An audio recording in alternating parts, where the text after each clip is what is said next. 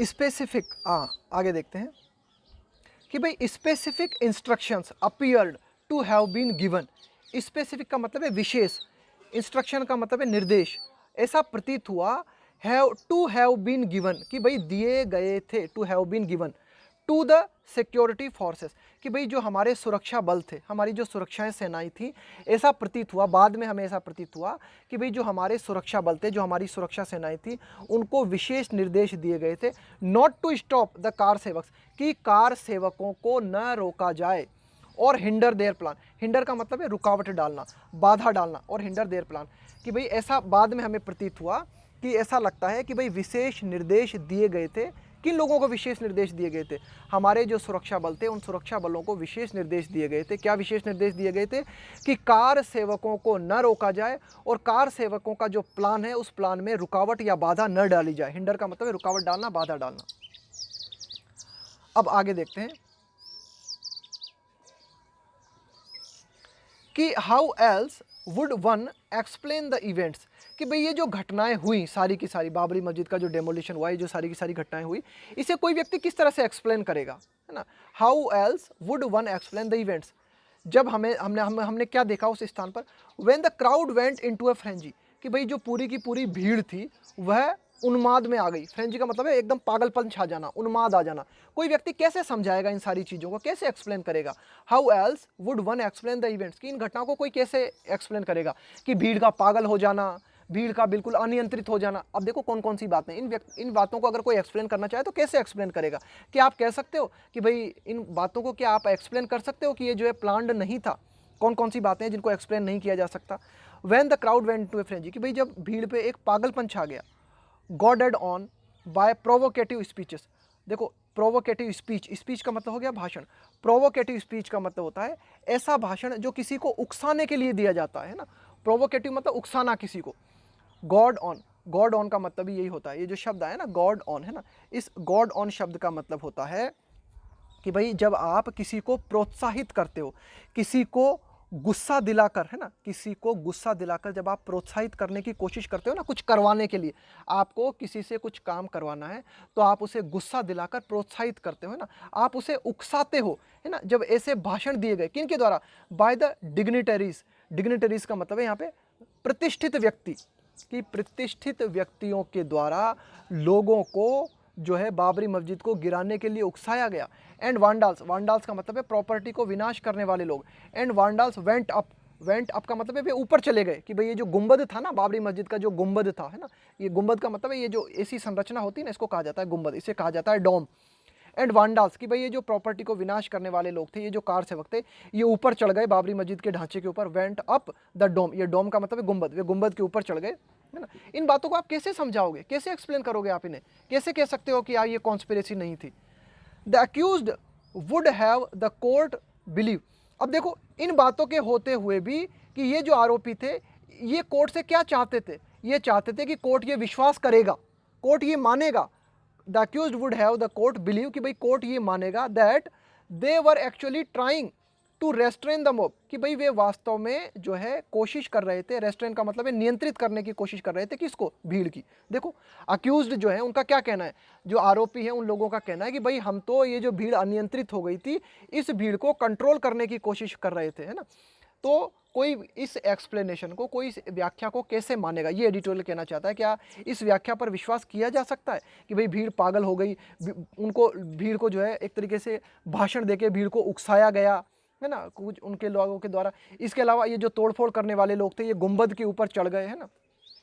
और इसके बावजूद भी ये जो आरोपी हैं, इन लोगों का ऐसा सोचना कि अदालत इस बात को मानेगा, अदालत को ये विश्वास दिलाने की कोशिश करना कि भाई अदालत इस बात को मानेगा कि भाई हम का मतलब है यहाँ पे आरोपी, आरोपियों का कहना है कि भाई हम तो जो है क्या कर रहे थे, रेस्ट्रेन का मतलब है किसी चीज़ को कंट्रोल करना, किसी चीज़ को नियंत्रित करना, कि भाई हम तो जो है कंट्रोल करने की कोशिश कर रहे थे। किस चीज़ को कंट्रोल करने की कोशिश कर रहे थे? मोब, भीड़ को कंट्रोल करने की कोशिश कर रहे थे।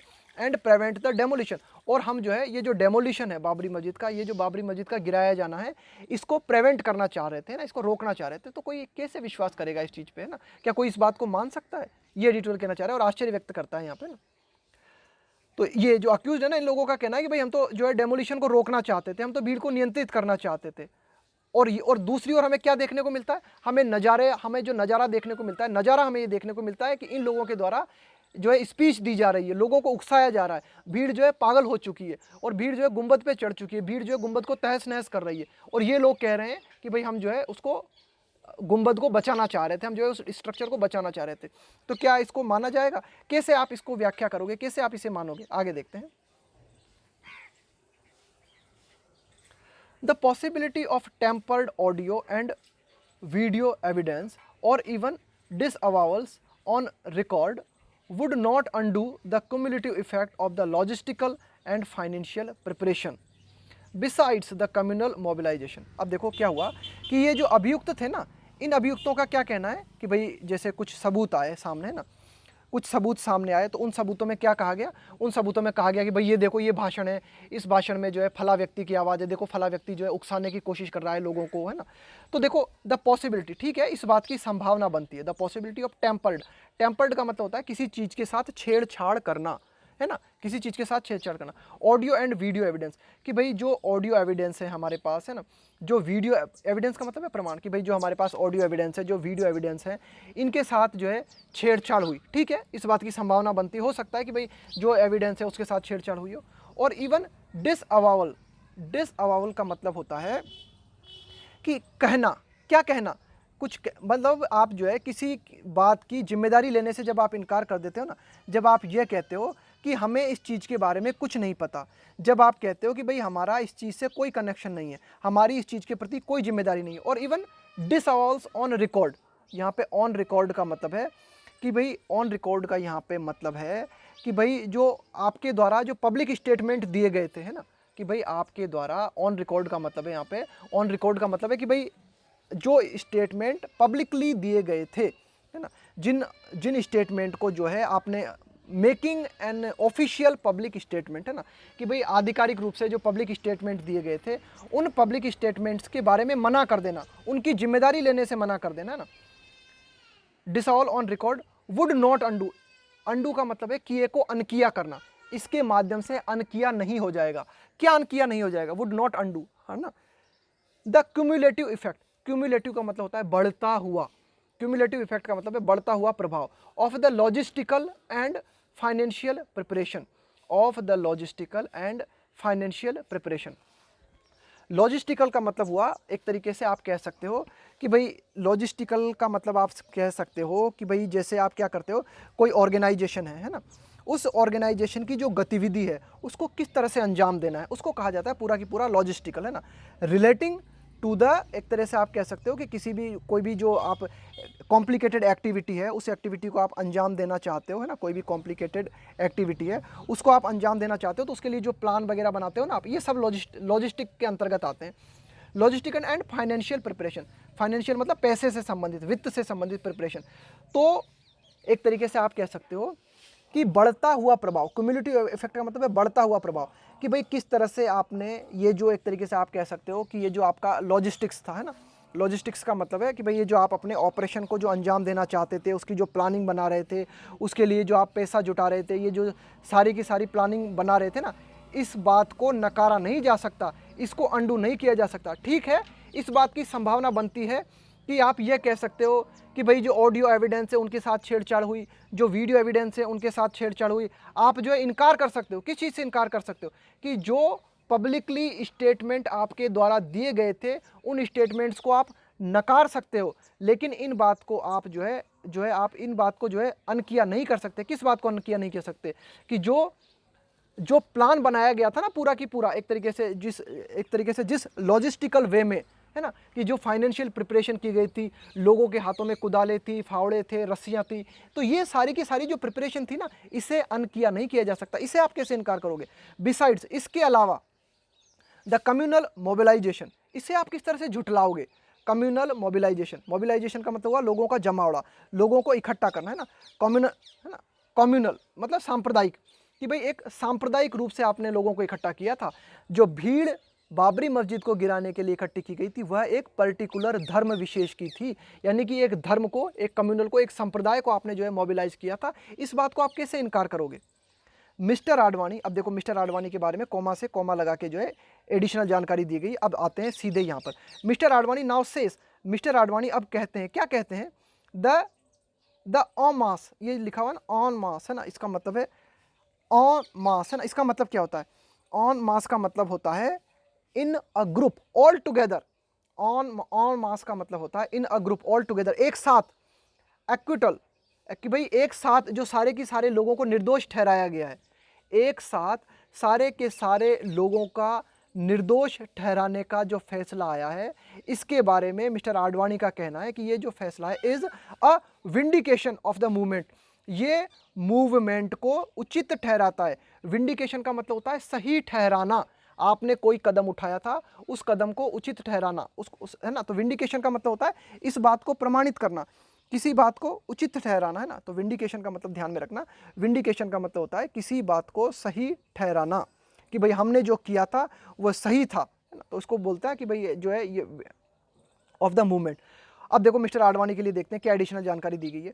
हु हैड देन क्लेम्ड, उस समय जिन्होंने ये दावा किया था, मिस्टर आडवाणी ने उस दौरान ये दावा किया था, it was the saddest day of his life, कि मिस्टर आडवाणी ने उस दौरान क्या कहा था, बाबरी मस्जिद जिस दिन गिराई गई थी उस दौरान मिस्टर आडवाणी ने कहा था कि भाई मैं, यह दिन जो है मेरे जीवन का सबसे दुखद दिन है, ऐसी बात मिस्टर आडवाणी ने उस दिन कही थी। और अब मिस्टर आडवाणी ने क्या कहा है, ये जो फैसला आया है, अब मिस्टर आडवाणी ने कहा है कि ऑन मास, हाँ ऑन मास का मतलब है in a group all together, कि भाई एक साथ सभी लोगों की, जो भी आरोपी थे उन सभी लोगों की रिहाई, उन सभी लोगों की दोष मुक्ति जो है मूवमेंट को सही साबित ठहराती है, ये बात उन्होंने कही है कि भाई ये जो मूवमेंट चलाया गया था, राम मूवमेंट जो चलाया गया था, ये राम मूवमेंट बिल्कुल सही था, ये बात सही ठहराता है ये फैसला, जिस फैसले में जो है अभियुक्तों को रिहा कर दिया गया है, उन्हें दोष मुक्त करार दे दिया गया है।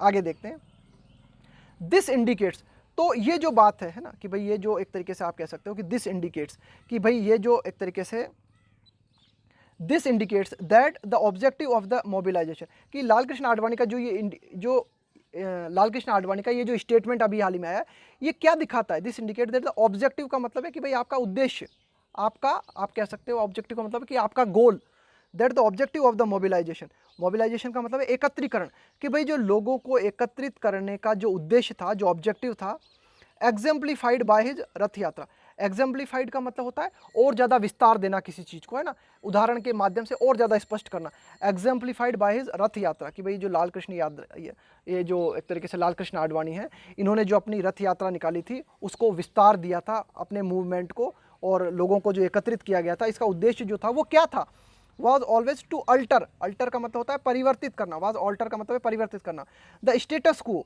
स्टेटस को का मतलब होता है मौजूदा स्थिति, स्टेटस को का मतलब होता है मौजूदा स्थिति विद वायलेंस। तो कुल मिला के लाल कृष्ण आडवाणी का जो स्टेटमेंट है वो स्टेटमेंट ये दर्शाता है, लाल कृष्ण आडवाणी ने ये बात कही है ना कि भाई विंडिकेशन ऑफ द मूवमेंट, कि भाई ये जो फैसला आया है और इस फैसले में जो लोगों को दोष मुक्ति दी गई है, ये हमारे मूवमेंट के लिए विंडिकेशन है, हमारे मूवमेंट को सही ठहराती है।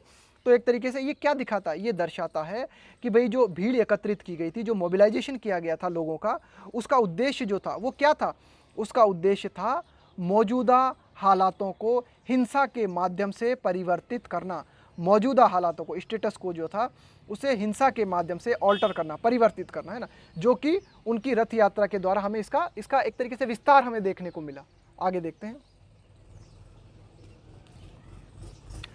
द मनमोहन सिंह लिबरहान कमीशन, तो एक कमीशन था जिसका कि नाम था मनमोहन सिंह लिबरहान कमीशन, जो था एक आयोग था, हेड लेड बेयर, ले बेयर का मतलब होता है इस चीज़ का खुलासा करना, है ना, लोगों की जानकारी में किसी बात को लेके आना, उसे कहा जाता है ले बेयर, है ना, ले बेयर का मतलब है कि भाई किसी चीज़ को जो है जानकारी में लेके आना। तो आप ये कह सकते हो कि मनमोहन सिंह लिबरहान आयोग जो है इस बात को जो है लोगों की जानकारी में लेके आया कि भाई ये जो एंटायर कॉन्स्पिरेसी थी, the entire conspiracy in its damning report, अब ये जो शब्द लिखा हुआ है ना डैमनिंग रिपोर्ट, कोई ऐसी रिपोर्ट जिसमें किसी बात के बारे में, है ना, कोई ऐसी रिपोर्ट, है ना, डैमनिंग रिपोर्ट को समझ लेते हैं क्या होता है डैमनिंग रिपोर्ट। डैमनिंग रिपोर्ट का मतलब होता है कोई ऐसी रिपोर्ट जिसके बारे में, जो रिपोर्ट क्लियरली किसी को दोषी ठहराती है, ऐसी रिपोर्ट जो खुलेआम बिल्कुल स्पष्ट तरीके से आलोचना करती है, ऐसी रिपोर्ट जो साफ साफ इशारा करती है कि हाँ इस रिपोर्ट में फला फला व्यक्ति दोषी है, उस रिपोर्ट को कहा जाता है डैमनिंग रिपोर्ट। तो तुरंत एक रिपोर्ट आई थी हमारे सामने, मनमोहन सिंह लिबरहान कमीशन के द्वारा एक रिपोर्ट आई थी। उस रिपोर्ट में इस बात को जानकारी में लाया गया था, एंटायर मतलब पूरी की पूरा षड्यंत्र को जो है इस रिपोर्ट में जानकारी में लाया गया था। बट अनफॉर्चुनेटली, लेकिन दुर्भाग्य से, अ प्रोब एक जांच अंडर द कमीशन जो कि आयोग के अंतर्गत की जाती है, एक प्रोब एक जांच जो कि आयोग के अंतर्गत की जाती है, of inquiry act under the commission of inquiry act. Inquiry act का मतलब यही होता है, जांच एक्ट है ना, कि भाई जो जांच कानून जो है ना हमारा, उससे है ना कि भाई ये जो जांच एक्ट है हमारा, इंक्वायरी एक्ट के तहत किसी कमीशन का गठन किया जाता है और उसके द्वारा जो जांच की जाती है और उसके द्वारा जो रिपोर्ट प्रस्तुत की जाती है, हैज़ नो बाइंडिंग वैल्यू, उसकी वैल्यू जो है वो बाध्यकारी नहीं होती।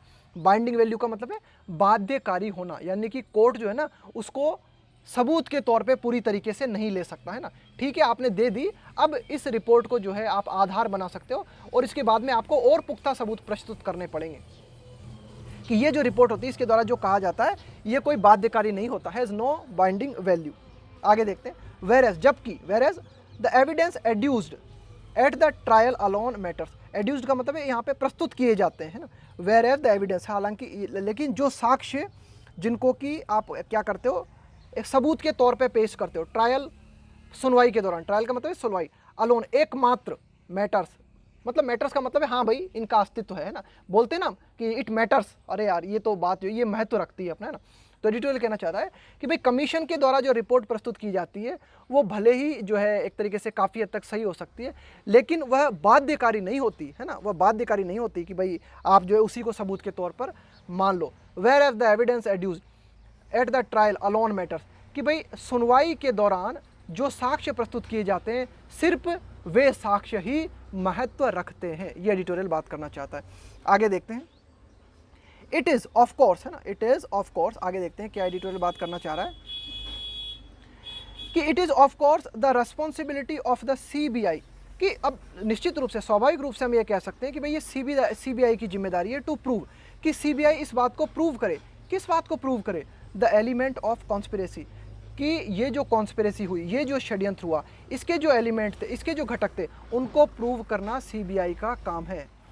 The details of the advance mobilisation, CBI का काम है कि क्या एडवांस में, कि क्या पहले से लोगों का एकत्रीकरण हुआ था, उसके डिटेल को प्रस्तुत करे। CBI का काम है ये सारी की सारी बातों को इकट्ठा करना। द मीटिंग ऑफ माइंड्स, यहाँ पे माइंड्स का मतलब है दिमागधारी लोग, द मीटिंग ऑफ माइंड्स, कि भाई बड़े बड़े दिग्गज लोग जो थे इनके माइंड्स जो थे, इनके दिमाग ने काम किया था, इस बात का CBI पता लगाए। दैट इज़ रिक्वायर्ड, और इन सारी चीज़ों की ज़रूरत है, इस सारी चीज़ों की ज़रूरत है। That is required to prove a plot, किसी भी प्लॉट को, है ना, किसी भी साजिश को साबित करने के लिए इन सारी चीज़ों को CBI को साबित करना पड़ेगा। CBI को बताना पड़ेगा कि हाँ कॉन्स्पिरेसी हुई थी। CBI को बताना पड़ेगा कि एडवांस में मोबिलाइजेशन हुआ था लोगों का, एडवांस में लोग बाग मिले थे, उन्होंने प्लान बनाया था, है ना। किसी भी साजिश को साबित करने के लिए इन बातों की ज़रूरत पड़ती है। And it's broad contour, contour का मतलब होता है रूपरेखा, कि भाई ये जो साजिश थी इसकी जो रूपरेखा निर्मित की गई है ना, तो उस रूपरेखा निर्मित करने में किन किन लोगों का हाथ था, इन सब बातों का पता लगाना CBI के ऊपर निर्भर है। आगे देखते हैं कि भाई that the agency failed is no surprise, यह बात कि CBI फेल हो गई इसमें कोई आश्चर्य वाली बात नहीं है। That the agency failed is no surprise, कि भाई CBI इन सारी बातों का पता लगाने में और ये जो पूरा की पूरा मामला है इस कॉन्स्पिरेसी को सच साबित ठहराने में CBI असफल रही, ये कोई आश्चर्य वाली बात नहीं है, ज़्यादा आश्चर्य नहीं होना चाहिए इसमें। क्यों? फ्रॉम द बिगिनिंग, शुरुआत से ही अगर हम बात करें, फ्रॉम द बिगिनिंग, शुरुआत से अगर हम बात करें, the police investigation has been marked by bungling.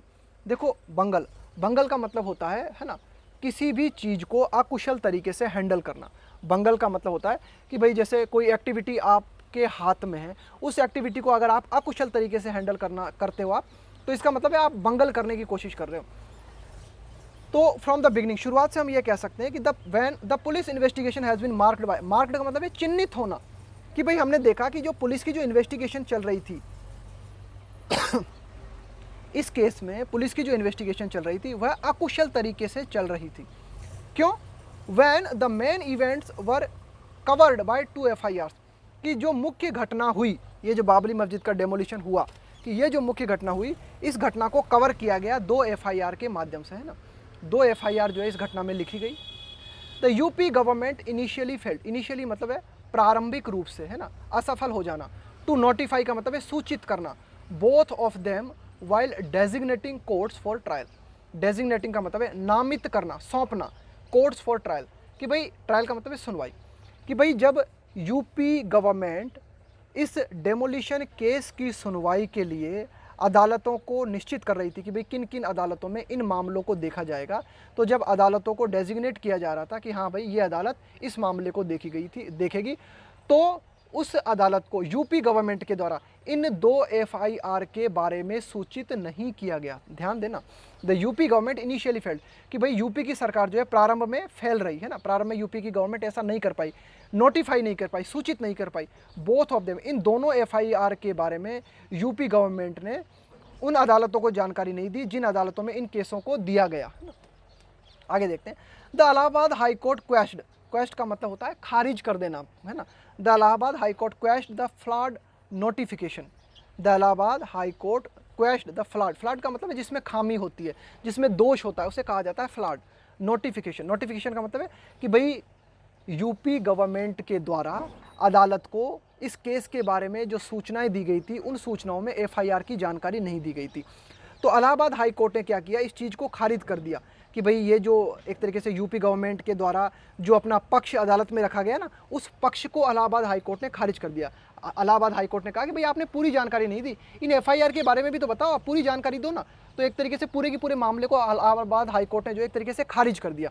उसके बाद में क्या हुआ, and the state governments failure to rectify, और ये जो राज्य सरकार है इसका फेल हो जाना। टू रेक्टिफाई का मतलब है पहचानना, द इरेगुलरिटी, इरेगुलरिटी का मतलब है अनियमितताएं, रिजल्टेड, है ना, कि भाई ये जो पूरा की पूरा मामला चल रहा था, ये पूरा की पूरा मामला यूपी गवर्नमेंट ने किसी अदालत को सौंपा। जब मामला अदालत को सौंपा तो उस दौरान यूपी गवर्नमेंट को इन 2 एफआईआर के बारे में भी बताना था, लेकिन यूपी गवर्नमेंट ने इन एफआईआर के बारे में अदालत को नहीं बताया। तो इसके चलते क्या हुआ, ये जो अनियमितताएं थी, है ना, कि भाई यूपी गवर्नमेंट जो है रेक्टिफाई नहीं कर पाई, इस बात को नहीं पहचान पाई, इस चीज़ को ठीक तरह से नहीं देख पाई, या जानबूझ के अनदेखा किया, है ना। तो ये जो अनियमितताएं थी, इन अनियमितताओं का क्या परिणाम हुआ, resulted in separate proceedings in Lucknow and Raebareli. इन अनियमितताओं के चलते, प्रोसीडिंग्स का मतलब होता है ये जो कार्यवाही होती है ना अदालत की, उस कार्यवाही को कहा जाता है प्रोसीडिंग्स, कि भाई ये जो पूरा की पूरा बाबरी मस्जिद डेमोलिशन केस है, इसकी सुनवाई 2 अलग अलग जगहों पे हुई, लखनऊ में और रायबरेली में। आगे देखते हैं, द सीबीआई, अब देखो सीबीआई की भी सुन लेते हैं। सीबीआई ने क्या किया, instead of challenging, instead of का मतलब होता है के बजाय, चैलेंजिंग का मतलब है चुनौती देना, कि भाई सीबीआई को चुनौती देना था, सीबीआई को क्या करना था, चुनौती देना था। तो चुनौती देने की बजाय सीबीआई ने क्या किया, the CBI instead of challenging the states rejection of its request for curing a technical defect, technical defect, the states rejection of its request for curing a technical defect. तो देखो एक क्या हुआ था कि भाई सीबीआई ने जब इस केस की जब सीबीआई जांच कर रही थी, तो इस जांच के संबंध में जब सीबीआई ने अपनी जो भी चार्जशीट बनाई, उस चार्जशीट को दाखिल किया सीबीआई ने अदालत में, उस चार्जशीट में अगर कोई खामी रह गई तो उस खामी के बारे में सीबीआई को क्या करना था, राज्य को बताना था। और राज्य अगर सीबीआई की नहीं सुन रहा था तो सीबीआई को क्या करना था, राज्य के फैसले को चुनौती देनी थी, सीबीआई को अदालत में आना था। Instead of challenging the states rejection, भाई जब सीबीआई ने स्टेट से कहा कि भाई वे जो 2 एफआईआर है ना, उन एफआईआर को भी इंक्लूड करना है, कुछ खामियां रह गई हैं, उन खामियों को सुधारना है, जब ऐसी बातें सीबीआई ने राज्य को बताई तो राज्य ने रिजेक्ट कर दिया, यूपी ने रिजेक्ट कर दिया सीबीआई की रिक्वेस्ट को। तो जब राज्य ने सीबीआई की रिक्वेस्ट को रिजेक्ट कर दिया, सीबीआई की रिक्वेस्ट क्या थी, फॉर क्योर, क्योर का मतलब यहाँ पे समाधान करना, for curing a technical defect, technical defect का मतलब है कोई तकनीकी कमी, डिफेक्ट का मतलब है कोई तकनीकी कमी या फिर कोई तकनीकी खामी, कि भाई सीबीआई अपने केस को मजबूत बनाने के लिए कुछ तकनीकी खामियों को जो है दूर करना चाहती थी, और इन तकनीकी खामियों को दूर करने के लिए सीबीआई ने यूपी से रिक्वेस्ट किया, लेकिन यूपी ने मना कर दिया। तो जब यूपी ने मना कर दिया तो सीबीआई को यूपी के मना करने के फैसले को चुनौती देना था, लेकिन सीबीआई ने क्या किया, CBI filed a supplementary chargesheet, CBI ने दाखिल किया, क्या दाखिल किया कि भाई सीबीआई ने ओरिजिनल चार्जशीट दाखिल कर ही दी थी, फिर सीबीआई ने क्या किया, एक सप्लीमेंट्री चार्जशीट और फाइल कर दी। CBI filed a supplementary, supplementary का मतलब है सहयोगी, है ना भाई, एक तो हो गई आपकी मेन, एक होती है सप्लीमेंट्री। तो सीबीआई ने क्या किया, सप्लीमेंट्री चार्जशीट फाइल कर दी। आफ्टर ओमिटिंग, ओमिटिंग का मतलब है छोड़ते हुए, ओमिटिंग का मतलब है इस बात को छोड़ देना। After omitting the conspiracy charge, अब सीबीआई ने जो दूसरी सप्लीमेंट्री चार्जशीट दाखिल की ना, उस सप्लीमेंट्री चार्जशीट में क्या किया गया, इस बात को छोड़ दिया गया। किस बात को छोड़ दिया गया? Conspiracy charge. चार्ज का मतलब है आरोप, है ना, कि भाई ये जो षड्यंत्र का जो आरोप था, कॉन्स्पिरेसी जो चार्ज थे, उन आरोपों को दूसरी चार्जशीट में हटा दिया गया। ये एडिटोरियल कहना चाह रहा है। फिर देखो क्या हुआ, कुल मिला के देखो क्या हुआ कि भाई जब मामला प्रारंभ में हुआ ना, तो क्या किया गया, फाइनली इस तरह से जो है डील किया गया मामले को सीबीआई के द्वारा और यूपी गवर्नमेंट के द्वारा, कि क्या किया गया कि कॉन्स्पिरेसी से संबंधित चार्ज जो थे वे अदालत में दाखिल ही नहीं किए गए। लेकिन बाद में क्या हुआ, the Supreme Court later, later का मतलब है बाद में, सुप्रीम कोर्ट ने बाद में कहा this derailed, Supreme Court later said this derailed, कि भाई आपने क्या किया कि भाई पूरा की पूरे मामले को अदालत को नहीं बताया, कि कॉन्स्पिरेसी चार्ज भी आपको अदालत को बताना था, लेकिन कॉन्स्पिरेसी चार्ज को प्रारंभ में छोड़ दिया गया, जिसके चलते क्या हुआ, सुप्रीम कोर्ट ने देखा इस बात को, जिसके चलते क्या हुआ, the Supreme Court later said, Supreme Court ने बाद में कहा this derailed the joint trial. Joint trial का मतलब है संयुक्त, ये जो सुनवाई चल रही थी ना, कि भाई पूरा का पूरा मामले की जो सुनवाई चल रही थी ना, ये पूरा की पूरा मामला क्या था, बिखर गया एक तरीके से, है ना। दिस डीरेल्ड, डीरेल्ड का मतलब होता है पटरी से उतर जाना, है ना, कि भाई आप जो है ना अपनी जो लाइन लेंथ चल रही थी आपकी, वो लाइन लेंथ खराब हो गई पूरी की पूरी ना, मामला पटरी से उतर गया। That this derailed the joint trial and resulted in separate proceedings in 2 places. Supreme Court ने बाद में ये कहा कि भाई यूपी गवर्नमेंट और सीबीआई ने जो किया, उसके चलते क्या हुआ कि संयुक्त रूप से बाबरी मस्जिद डेमोलिशन की जो सुनवाई चल रही थी वह पटरी से उतर गई, और उसका परिणाम ये हुआ कि 2 अलग अलग जगहों पर इस बाबरी मस्जिद मामले की सुनवाई हुई। इन 2017, 2017 में हमें क्या देखने को मिला, the Supreme court revive, revive का मतलब है पुनर्जीवित कर देना किसी चीज़ को। इन 2017 the Supreme court revived the conspiracy charge. 2017 में सुप्रीम कोर्ट ने कॉन्स्पिरेसी चार्ज, कि भाई ये जो षड्यंत्र से संबंधित चार्ज है, ये भी सुप्रीम कोर्ट ने कहा कि भाई षड्यंत्र से संबंधित आरोप भी इस केस में बनते हैं, इस केस में षड्यंत्र से संबंधित आरोपों को भी शामिल किया जाए। ये बात सुप्रीम कोर्ट ने 2017 में कही, जिसके चलते सुप्रीम कोर्ट ने डायरेक्ट किया, निर्देश दिया द ट्रायल कोर्ट, है ना, जहाँ पर जिस अदालत में सुनवाई चल रही थी, ट्रायल मतलब सुनवाई, जिस अदालत में सुनवाई चल रही थी, उस सुनवाई करने वाली अदालत को सुप्रीम कोर्ट ने निर्देश दिया टू रिज्यूम, कि वही अदालत जो है शुरुआत करे, रिज्यूम का मतलब पुनः शुरू करना, डे टू डे ट्रायल, रोजाना, बिल्कुल डेली, डे टू डे मतलब है डेली, हर दूसरे दिन या हर दिन, डे टू डे ट्रायल, कि भाई हर दिन जो है या हर दूसरे दिन इस केस की सुनवाई की जाए। एंड स्टर्नली, और कठोर रूप से रिमाइंडेड, और कठोर रूप से सुप्रीम कोर्ट ने ट्रायल कोर्ट को ये याद दिलाया, the agency reminded the agency that it was, है ना, सीबीआई को सुप्रीम कोर्ट ने याद दिलाया that it was because of its failure, कि भाई सीबीआई अपने काम को ठीक तरह से करने में असफल रही, and that of the state government, और राज्य सरकार को भी सुप्रीम कोर्ट ने यह याद दिलाया that a crime that shook, कि भाई एक ऐसा अपराध जिसने शूक, शूक का मतलब है हिला डालना, बोलते हैं ना कि ये बम धमाके हुए, इस बम धमाकों ने पूरे देश को हिला के रख दिया, उसको बोला जाता है शूक। सुप्रीम कोर्ट ने यूपी गवर्नमेंट को और सीबीआई को कहा कि भाई एक ऐसा अपराध जिसने हमारे धर्मनिरपेक्ष फैब्रिक को, फैब्रिक का मतलब होता है कपड़ा, ताना बाना, यहाँ पे फैब्रिक का मतलब है ताना बाना, फैब्रिक का, कि भाई एक ऐसा अपराध था बाबरी मस्जिद का डेमोलिशन जिसने हमारे धर्मनिरपेक्ष ताने बाने को हिलाकर रख दिया। हमारा जो हमारा जो संविधान है ऑफ द कॉन्स्टिट्यूशन, हमारे संविधान का जो ताना बाना है, हमारे संविधान का जो धर्मनिरपेक्ष ताना बाना है, उसको हिला के रख दिया। Had not seen justice for 25 year. तो सुप्रीम कोर्ट ने फटकार लगाई, सुप्रीम कोर्ट ने फटकार लगाई किन किन को, यूपी गवर्नमेंट को, सीबीआई को, और जिस अदालत में ये सुनवाई चल रही है उस अदालत को, सबको फटकार लगाई कि भाई ये कितने ताज्जुब की बात है कि 25 साल हो गए और अभी तक फैसला नहीं आया। हैड नॉट सीन जस्टिस, अभी तक हमें जस्टिस देखने को नहीं मिला, अभी तक हमें उस अपराध में जस्टिस नहीं देखने को मिला जिस अपराध ने हमारे संविधान के धर्मनिरपेक्ष ताने बाने को हिलाकर रख दिया। तो ये है यहाँ से यहाँ तक का मतलब कि भाई 2017 में हमें ये देखने को मिला कि सुप्रीम कोर्ट ने कहा कि इस केस में कॉन्स्पिरेसी चार्ज भी जो है शामिल किए जाएं। इसके अलावा जिस अदालत में ये मामला चल रहा था उस अदालत को सुप्रीम कोर्ट ने कहा कि भाई आप जो है लगभग, है ना, डेली बेसिस पे जो है आप इस केस की सुनवाई करो, और जो है अदालत ने कठोरतापूर्वक सीबीआई को उसकी असफलता के बारे में याद दिलाया। इसके अलावा सीबीआई ने राज्य सरकार को कहा और सीबीआई को भी कहा कि भाई एक ऐसा अपराध जिसने कि हमारे संविधान के ताने बाने को, हमारे धर्मनिरपेक्ष संविधान के ताने बाने को हिलाकर रख दिया, उस केस में 25 साल हो गए, अभी तक इंसाफ नहीं आ पाया। कितनी बड़ी बात है। आगे देखते हैं। तो कठोरतापूर्वक, स्टर्नली है ना, कठोरतापूर्वक जो है सुप्रीम कोर्ट ने इस बात की ओर ध्यान दिलाया। आगे देखते हैं। whether a politically hamstrung agency could have successfully prosecuted such a sensitive case।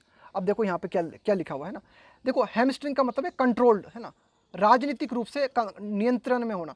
Politically hamstring का मतलब हुआ जो कि राजनीतिक रूप से अंडर कंट्रोल है, जो कि राजनीतिक रूप से जिसके ऊपर नियंत्रण है। अब सीबीआई के लिए कहा जा रहा है कि भाई जो सीबीआई है उसके ऊपर क्या होता है, सीबीआई के ऊपर जो भी सरकार होती है उस सरकार का कंट्रोल तो होता ही है। सीबीआई, आप ये तो नहीं कह सकते ना कि 101% जो है राजनीतिक कंट्रोल से बाहर होती है ना। हम जानते हैं अच्छी तरीके से कि भाई सीबीआई पे राजनीतिक दबाव तो रहता ही है। वेदर कि क्या a politically hamstring agency could have successfully prosecuted का मतलब होता है अभियोग चलाना, सच अ सेंसिटिव केस का मतलब है संवेदनशील मामला, इज अ मूट क्वेश्चन का मतलब होता है एक ऐसा प्रश्न जो कि विवाद का विषय है। मूट क्वेश्चन का मतलब होता है एक ऐसा टॉपिक, ऐसा सब्जेक्ट जो कि विवाद का विषय है। अब एडिटोरियल कहना चाह रहा है कि क्या राजनीतिक रूप से सीबीआई के लिए कहा जा रहा है, सीबीआई जो कि राजनीतिक रूप से कंट्रोल रहती है ना, जो कि जिसके ऊपर की राजनीतिक नियंत्रण रहता है, कि भाई एक ऐसी एजेंसी जो कि राजनीतिक रूप से कंट्रोल में रहती है सरकार के, क्या एक ऐसी एजेंसी इस संवेदनशील मामले में मुकदमे को ठीक तरह से चला सकती थी। ये मामला जो है ना, क्या ऐसा हो सकता था, कुड हैव, क्या ऐसा हो सकता था, कुड हैव प्रोसिक्यूटेड का मतलब है क्या वह अभियोग चला सकती थी। इज अ मूट क्वेश्चन, यह एक विवाद का विषय है ना। But the results are there for all to see, लेकिन जो भी नतीजे हैं वे हमारे सबके सामने हैं, जो भी नतीजे हैं वे हमारे सबके सामने हैं। ये एडिटोरियल जो है बात करता है। आगे देखते हैं कि even allowing for the possibility, यहाँ तक कि इस संभावना को भी अलाउ करना है ना, इस संभाव को भी अलाउ करना, that the judiciary is close alignment with the executive, even allowing for the possibility that the judiciary is in close alignment with the executive, कि भाई ठीक है, हम इस बात को भी अगर हम मान लेते हैं दैट द जुडिशरी, कि भाई जो हमारा न्याय तंत्र है वह साथ में, क्लोज अलाइनमेंट का मतलब होता है किसी के साथ में होना, है ना, विथ द एग्जीक्यूटिव यहाँ पे आया कार्यपालिका के लिए, है ना, कार्यपालिका के लिए कहा गया है एग्जीक्यूटिव, कि भाई इस संभावना को भी चलो अगर हम मान लेते हैं कि भाई जो न्याय तंत्र है वह कार्यपालिका के साथ है, कि भाई जो न्याय तंत्र है वह कार्यपालिका के पक्ष में है। इट इज़ अनएक्सेप्टेबल, फिर भी यह बात स्वीकार के बाहर है, टू सी अ कोर्ट, कि भाई एक अदालत जो है गोइंग सो फार, वह मतलब गोइंग सो फार का मतलब है इतना एक्सट्रीम चले जाना, है ना, इतना अति, है ना, इतना कट्टर हो जाना, इतना एक्सट्रीम चले जाना। To see a court going so far as to parrot का मतलब है कि भाई जैसे तोता जो है वो किसी के शब्दों को रिपीट करता है ना, उसी तरह से किसी के शब्दों को रिपीट करना, उसे कहा जाता है parroting. As to parrot the specious theory, है ना, as to parrot the specious theory का मतलब तो जाने गए सिद्धांत है ना। यहाँ पे स्पेसियस का क्या मतलब है, स्पेसियस का मतलब है कि कोई ऐसी बात जो कि ऊपरी तौर पे उचित प्रतीत होती है लेकिन वास्तव में उचित होती नहीं है, उसे कहा जाता है उसे कहा जाता है स्पेसियस।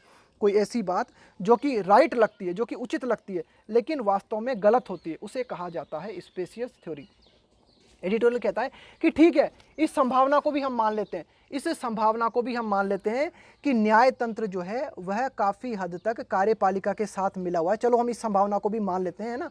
लेकिन अदालत इतना अतिवादी रवैया अपना लेगा, कितना अतिवादी रवैया अपना लेगा कि अदालत जो है उन शब्दों को रिपीट करेगा तोते की भांति। किन शब्दों को अदालत जो है तोते की भांति रिपीट करेगा, एक स्पेसियस थ्योरी को। स्पेसियस थ्योरी का मतलब है कोई ऐसी थ्योरी जो कि ऊपरी तौर पर सही प्रतीत होती है लेकिन वास्तव में गलत होती है। अदालत ने भी उन्हीं शब्दों को रिपीट, भाई अदालत एडिटोरियल कहना चाहता है हो सकता है कि हमारा न्यायतंत्र कार्यपालिका के साथ मिला हुआ हो, लेकिन जो दुर्भाग्य की बात है वो ये है कि अदालत ने उन्हीं शब्दों को रिपीट किया। किन शब्दों को रिपीट किया, एडवांस्ड, यहाँ पे एडवांस्ड का मतलब है वकालत करना, advanced by the demolition squad, squad का मतलब है दस्ता, डेमोलिशन का मतलब है, डेमोलिशन स्क्वाड का मतलब है वे लोग जिन्होंने बाबरी मस्जिद को गिराया, उस दस्ते को कहा गया है demolition squad. From the BJP, है ना, बीजेपी पार्टी हो गई, विश्व हिंदू परिषद हो गया, आरएसएस हो गया, फैमिली फॉरियर्स, यानी कि बीजेपी, वीएचपी और आरएसएस के द्वारा जिस बात को बार बार दोहराया जाता रहा है उन्हीं शब्दों को अदालत के द्वारा भी दोहराया गया। ये बात है सबसे दुख वाली बात, ये एडिटोरियल कहना चाह रहा है क्या बात है? That the destruction was a spontaneous act. Spontaneous का मतलब होता है स्वाभाविक, स्पॉन्टेनियस का मतलब होता है नैसर्गिक, स्वाभाविक। कि भाई विश्व हिंदू परिषद है, आरएसएस है और बीजेपी पार्टी है, लगातार क्या कहते रहे? लगातार कई सालों से एक बात कहते रहे हैं कि भाई जो बाबरी मस्जिद जो गिराई गई, ये इसका प्लान नहीं बनाया गया था। बाबरी मस्जिद जो है जब गिरी तो लोग बाग जो है अचानक जो है गुस्से में आ गए, और ये जो बाबरी मस्जिद का विनाश हमें देखने को मिला, ये विनाश जो था यह एक स्वाभाविक परिणाम था। इसी बात को अदालत ने भी दोहरा दिया। अदालत ने भी बिल्कुल रट्टू तोते की तरह अदालत ने इस बात को दोहरा दिया। ये बात अनएक्सेप्टेबल है, ये बात स्वीकार के बाहर है कि किसी अदालत का इतनी दूर तक चला जाना, है ना, to see a court going so far, किसी अदालत का इतना अतिवादी रवैया अपना लेना, है ना, ये बात समझ के बाहर है, ये बात स्वीकार के बाहर है। एडिटोरियल ये कहना चाहता है कि पहली बात तो इस बात की पॉसिबिलिटी ही नहीं बनती, इस बात की भी संभावना बहुत कम बनती है। किस बात की पॉसिबिलिटी बहुत कम बनती है? कि भाई न्यायतंत्र जो है वह कार्यपालिका से मिला हो। लेकिन आप मान लो, एक पल के लिए आप ये भी मान लो कि ठीक है, न्यायतंत्र जो है वह सरकार से मिला हुआ है, लेकिन फिर भी किसी अदालत का इतनी दूर तक चला जाना, किसी अदालत का इतना अतिवादी रवैया अपना लेना कि विश्व हिंदू परिषद, आरएसएस और बीजेपी जो कि लगातार एक ही बात की रट लगाए हुए हैं। क्या रट लगाए हुए हैं? कि भाई ये जो बाबरी मस्जिद का डेमोलिशन हुआ, ये जो डेमोलिशन था यह एक स्वाभाविक कृत्य था, मतलब अचानक हो गया है, इसका प्लान नहीं बनाया गया था। यही बात अदालत ने भी कही और रट्टू तोते की तरह कही। ये बात काफ़ी दुखद है, ये अनएक्सेप्टेबल है, ये स्वीकार के बाहर है। इतने बड़े सेंटेंस है, आराम से समझे। आगे देखते हैं।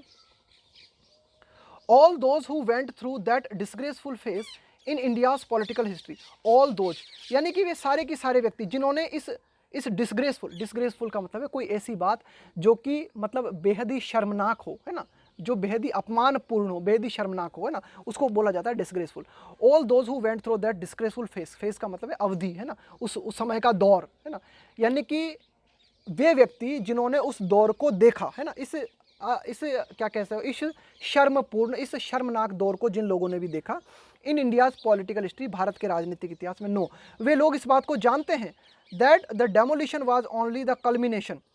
कल्मिनेशन का मतलब होता है पराकाष्ठा, किसी चीज़ का चरमोत्कर्ष पे पहुंच जाना। तो वे लोग जिन्होंने इस डेमोलिशन को देखा, इस डेमोलिशन की अवधि को देखा, वे लोग इस बात को मानते हैं कि यह जो डेमोलिशन हुआ था यह एक परिणति थी। कल्मिनेशन का मतलब है परिणति, है ना, एक तरीके से किसी चीज़ का शिखर पे पहुंच जाना। कल्मिनेशन ऑफ ए रिवेंचिस्ट। क्या मतलब होता है रिवेंचिस्ट का? रिवेंचिस्ट का मतलब होता है अपनी खोई हुई जमीन को पुनः प्राप्त करना। यहाँ पे आप कह सकते हो कि भाई एक तरीके से ये जो एक तरीके से आप रिवेंचिस्ट का मतलब है कि भाई ये जो एक तरीके से ये कार सेवक जो थे या फिर बीजेपी या वीएचपी से जुड़े हुए जो लोग थे, इनको लगता था कि भाई ये जो ज़मीन है ये ज़मीन हमारी है और ये ज़मीन मस्जिद बनाकर छीन ली गई है और हम इस ज़मीन को पुनः प्राप्त करना चाहते हैं ना, और उसके लिए हमारा मूवमेंट हम चला रहे हैं ना।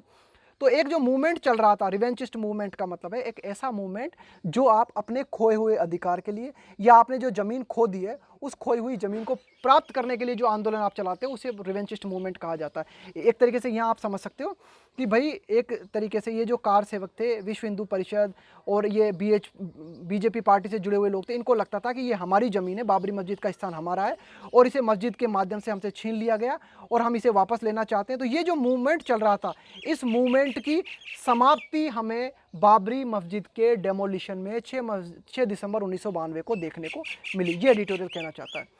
आगे देखते हैं। The period was marked, marked मतलब है चिन्हित, the period was marked by communal mobilisation, कि ये जो पीरियड हमें देखने को मिला, ये जो समय हमें देखने को मिला, है ना, इसमें क्या हमें देखने को मिला?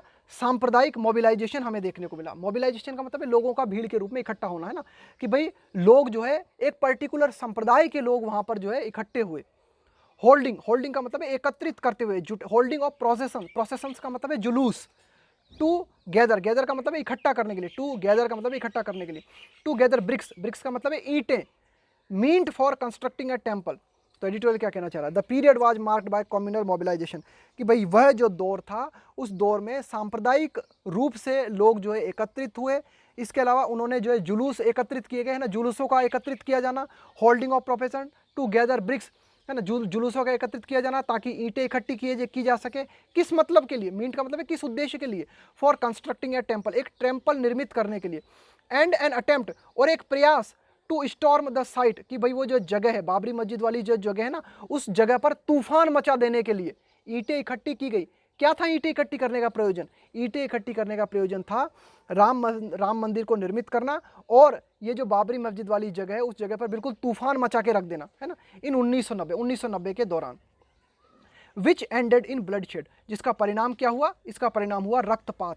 ब्लड शेड का मतलब होता है रक्तपात। जैसे कोई लड़ाई होती है ना, तो लड़ाई के दौरान हमें ब्लड शेड देखने को मिलता है ना, काफ़ी सारा रक्त बह जाता है लोगों का, उसे कहा जाता है ब्लड शेड। तो यही एडिटोरियल कहना चाह रहा है कि उस दौरान जो मोबिलाइजेशन हमें देखने को मिला लोगों का, जिसमें कि लोग जो है जुलूस के रूप में इकट्ठे हुए, उनके हाथों में ईंटें थी, और वे ईंटें किस लिए थी? ताकि एक टेम्पल को निर्मित किया जा सके। इसके अलावा उस जो बाबरी मस्जिद वाली जगह है उस जगह पर जो है एक तरीके का जो है उपद्रव मचाया जा सके, और उस उपद्रव का फाइनल परिणाम हुआ रक्तपात। आगे देखते हैं। गिवन दिस ग्रिसली बैकग्राउंड, इस सारी पृष्ठभूमि को ध्यान में रखते हुए, गिवन का मतलब होता है इस बात को कंसीडर करते हुए, इस बात को ध्यान में रखते हुए, ग्रिसली का मतलब होता है भयानक, बैकग्राउंड का मतलब हो गया पृष्ठभूमि। तो ये जो सारी की सारी बाबरी मस्जिद की पृष्ठभूमि है, बाबरी मस्जिद डेमोलिशन की ये जो सारी की सारी पृष्ठभूमि है, इस पृष्ठभूमि को ध्यान में रखते हुए, एंड द ग्रेव, ग्रेव का मतलब है गंभीर, इम्प्लीकेशंस का मतलब है निहितार्थ, इम्प्लीकेशन का मतलब है निहितार्थ, and the grave implication, implication का मतलब है इसके जो गंभीर परिणाम है, इसके जो गंभीर एक तरीके से इंडिकेशन है, इसके जो गंभीर सजेशन है, उनको ध्यान में रखते हुए, दैट द एक्सोनरेशन ऑफ दोज, है ना। तो इस सारी बाबरी मस्जिद की सारी पृष्ठभूमि को ध्यान में रखते हुए, इसके गंभीर सजेशंस को ध्यान में रखते हुए, एक्सोनरेशन ऑफ दोज, उन लोगों की दोष मुक्ति, एक्सोनरेशन का मतलब होता है दोष मुक्ति, उन लोगों की रिहाई, उन लोगों की दोष मुक्ति, हु डेमोलिश्ड अ रिलीजियस स्ट्रक्चर, जिन्होंने कि एक धार्मिक जो संरचना थी इसको नुकसान पहुंचाया, जिन्होंने कि एक धार्मिक ढांचे को गिरा डाला, would have on public trust in the judicial system, it is imperative that the CBI goes on appeal। देखो पूरे का मतलब क्या हुआ इसके माध्यम से एडिटोरियल क्या कहना चाह रहा है, इसके माध्यम से एडिटोरियल बताना चाह रहा है कि ग्रिसली का मतलब हो गया भयानक, कि इस भयानक पृष्ठभूमि को ध्यान में रखते हुए, इस भयानक पृष्ठभूमि को ध्यान में रखते हुए वे लोग जो कि बाबरी मस्जिद को गिराने के लिए जिम्मेदार है ना, ग्रेव इम्प्लीकेशंस का मतलब है गंभीर परिणाम जो है, गंभीर संकेत जो है, एक्सोनरेशन ऑफ दोज का मतलब है उन लोगों की रिहाई, उन लोगों की दोष मुक्ति, हु डेमोलिश्ड अ रिलीजियस स्ट्रक्चर, जिन्होंने कि इस ढांचे को गिराया, जिन्होंने कि इस धार्मिक ढांचे को गिराया, है ना। Would have on public trust in judicial system, कि भाई हमारे न्याय तंत्र में, है ना, हमारा जो जुडिशियल सिस्टम है, हमारा जो न्याय तंत्र है, उस न्याय तंत्र में लोगों का जो विश्वास है, वह लोगों का विश्वास जो है बना रहे, उसके लिए ज़रूरी है, इट इज़ इम्पेरेटिव, उस बात के लिए बहुत ज़रूरी है, that the CBI goes on appeal, कि CBI जो है इस फैसले के खिलाफ अपील करे। ये एडिटोरियल कहना चाह रहा है पूरे की पूरी बात में, है ना, कि भाई ये जो इन लोगों का एक्सोनरेशन है, इन लोगों की जो दोष मुक्ति है वह उचित नहीं है, इनका जो गिराना है ना, would have on public trust in the, कि भाई इसके क्या परिणाम पड़ेंगे। ग्रेव इम्प्लीकेशंस का मतलब है कि भाई ये जो घटना हुई है, जिस घटना के तहत इन लोगों को दोष मुक्त करार दे दिया गया है, इस घटना के क्या प्रभाव हमारी जनता पर पड़ेंगे, हमारी जनता का ट्रस्ट जो है हमारे न्याय तंत्र में कम हो जाएगा। इस बात को ध्यान में रखते हुए CBI के लिए बेहद ज़रूरी है, इम्पेरेटिव का मतलब है एक्सट्रीमली इम्पोर्टेंट, CBI के लिए बहुत ही ज़्यादा ज़रूरी है कि CBI फैसले के खिलाफ अपील करे। क्यों? यदि अगर CBI इस फैसले के खिलाफ अपील नहीं करती है तो जनता का जो न्याय तंत्र में विश्वास है ना, उस न्याय तंत्र के विश्वास में कमी आएगी, लोगों के विश्वास में, लोगों का जो न्याय तंत्र पे विश्वास है उस विश्वास में कमी आएगी अगर CBI इस फैसले के खिलाफ अपील नहीं करती है। The cause of communal Amity, Amity का मतलब हो गया मैत्री भाव, है ना, मेल जोल।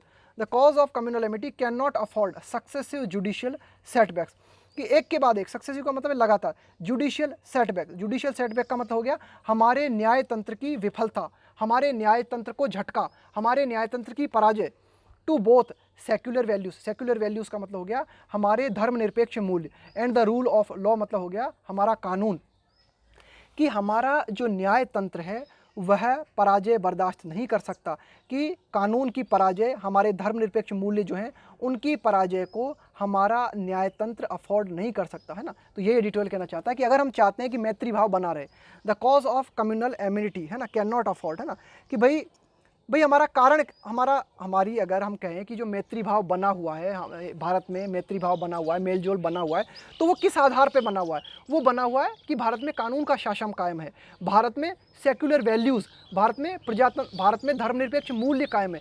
लेकिन जब कानून के राज को और धर्मनिरपेक्ष मूल्यों को ही झटका लगता है, तो ये हमारा न्यायतंत्र अफोर्ड नहीं कर सकता।